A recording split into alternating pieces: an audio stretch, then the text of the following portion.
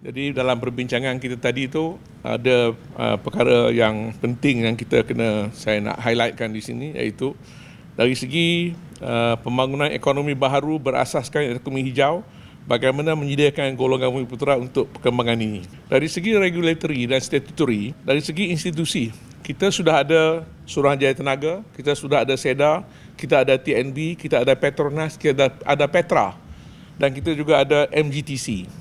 Dari segi regulatory pula, kita dah ada Energy Supply Act, Sustainable Energy Act, kita ada Renewable Energy Act, kita ada NEM Scheme, kita ada SARE Program, kita ada PPA, kita ada NEDA, kita ada CGPP, kita ada NETR, dan kita ada macam-macam yang dari segi regulatory dan institusi pun sudah siap. Cuma dalam menyediakan golongan putera dengan perkembangan ini, kita perlu walk the talk, ya. Senarai SEDA, senarai syarikat-syarikat APVSP yang di dalam SEDA, Bumi Putera, cuma ada 30% daripada 200 company. Jadi kebanyakan syarikat-syarikat Bumi Putera ini, mereka menjadi sub kontraktor. Jadi kita minta peluang supaya dibagikan satu peluang supaya syarikat-syarikat APVSP Bumi Putera ini dibagi peluang untuk menjadi EPCC kontraktor, main kontraktor. Yang kedua, ramai pemain Bumi Putera yang berkaliber dan berkemampuan, yang ada kemampuan dalam industri tenaga boleh baharu. Mereka bersedia dan berkemampuan, ada kebolehan, tapi tersekat kerana segala regulatory ini gagal atau tidak dilaksanakan sepenuhnya oleh institusi tersebut. Contoh, kita tadi TNB ada sebut GSPARK. Sebelum ni semua projek-projek pemasangan solar di bangunan kerajaan dibagi kepada GSPARK. Dan GSPARK sebelum ni pun bagi semuanya kepada vendor-vendor dia yang ada 20 orang. Cuma kebelakangan ini mungkin terkhilaf.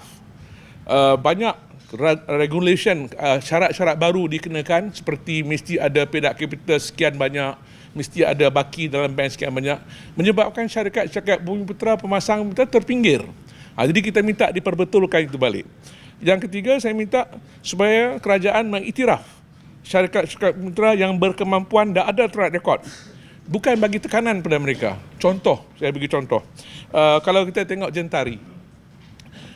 Gentari dalam sektor pemasangan solar bumbu rumah, mereka melabur dalam syarikat bukan Bumi Putera.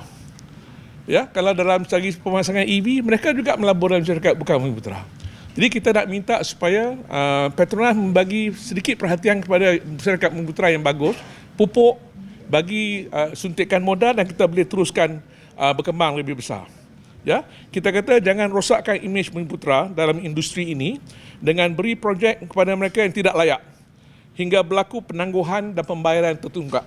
Pada hari ini, lepas kita bincang tadi, kita ni bagi pihak Persatuan Pintara ni, kita mendesak supaya kerajaan menyediakan kota 70% ladang solar ni dibagi kepada syarikat-syarikat Bumi Putera, supaya mereka boleh hidup dan mereka boleh berkembang maju, dan mereka boleh buat joint venture sama ada dengan TNB atau sama-sama mereka mengembangkan lagi ke ekonomi dan juga dengan kaum yang bukan Bumi Putera. Ya.